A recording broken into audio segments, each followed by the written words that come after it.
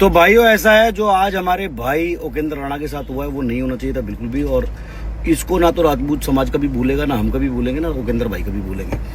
और कुछ भाई मेरे नमस्कार, हर हर महादेव, जय माता जी की।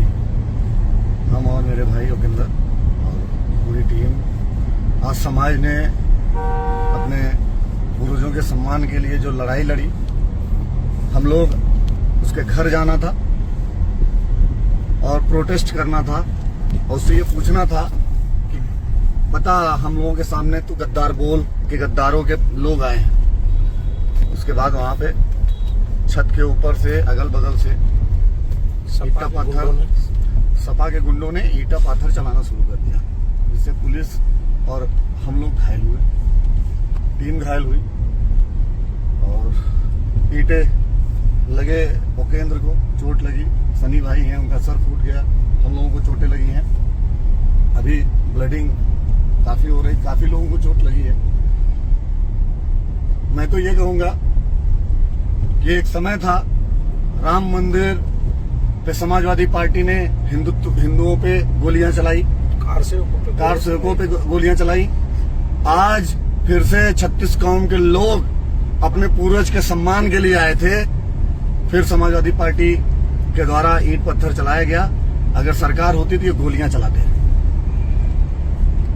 उपेंद्र, देखिए, मैं तो ये कहना चाहूंगा कि ये जो सपाई के जो गुंडे थे, कोई बात नहीं, तुम्हें जो जवाब है अखिलेश जी को, हम जवाब जो है वो वोट की चोट पर देंगे। और ये जो लगे है ना हमारे चोट, ये कोई चोट नहीं है, ये तो हमें रण में मिलता है ना, हमें मिलेगा। ये तो हम लड़ेंगे, हम लड़े हैं तो घायल भी होंगे।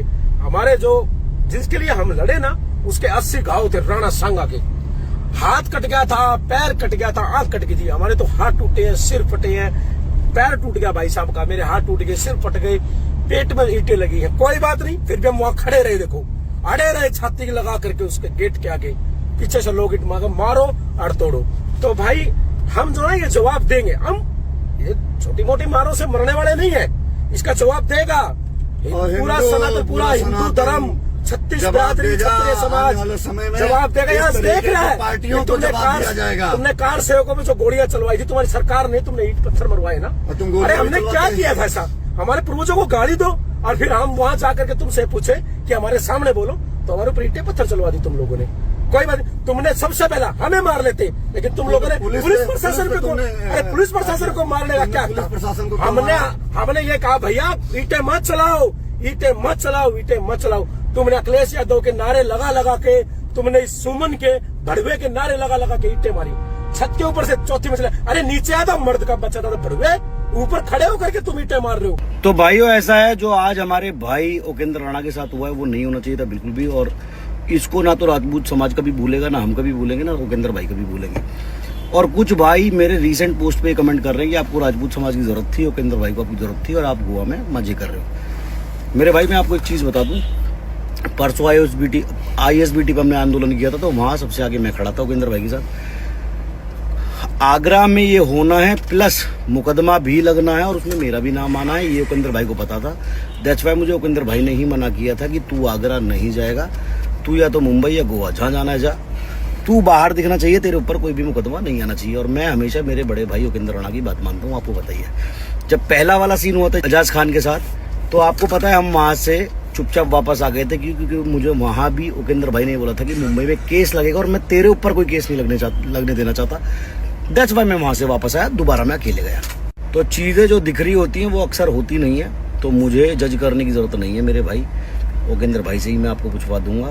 प्लस ये तो जिन्होंने हमारे राणा सांगा के बारे में ये बातें करी हैं, मैं बोलना नहीं चाहता मीडिया के ऊपर, क्योंकि मीडिया के ऊपर कुछ भी चीज़ मैं बोलूँ और कुछ हो जाए तो उसमें सबसे पहले गर्दन मेरी पकड़ी जाएगी, है ना। और वो मेरा बड़ा भाई चाहता नहीं है कि किसी भी तरह का पुलिस कार्रवाई या पुलिस मुकदमा मेरे ऊपर लगे, इसलिए वो मुझे इस चीज़ से बाहर रखते हैं।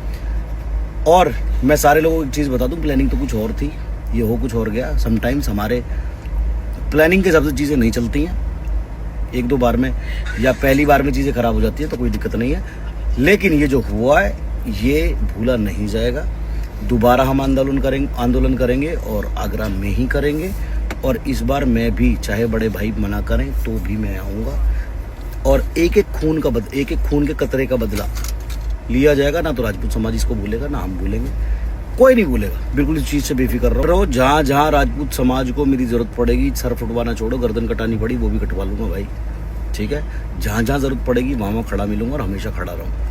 ये तो उपेंद्र भाई ने मुझे डांट के मना किया था कि तू आगरा नहीं जाएगा, क्लियर शब्दों में। दैट्स वाई मैं यहाँ हूँ और उनकी बात मान के यहाँ हूँ।